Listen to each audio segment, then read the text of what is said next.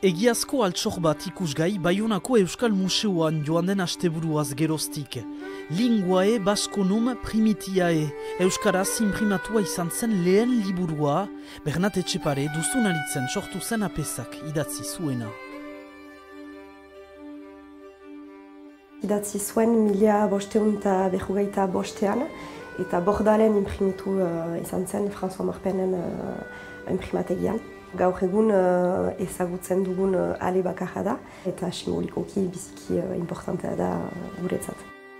Frantziako Liburutegi Nazionalak Euskal Museoari prestatu dio, garaian erregen jabego izan zen liburu hau.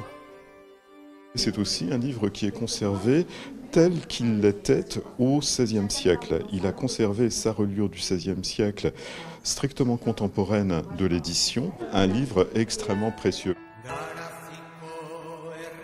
Linguae Basconum Primitiae 15 poemaz osaturiko liburua da, debozio olerkiak, maitasunezkoak, baita euskara goraipatzen duen kontrapas famatua.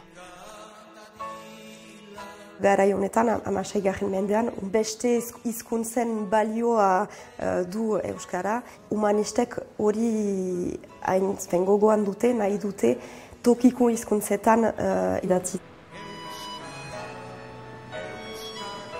Liburua urtarrilaren 11 arte erakutsia izanen da, Euskal Museoak hainbat mintzaldi antolatuko ditu baita ere unen inguruan.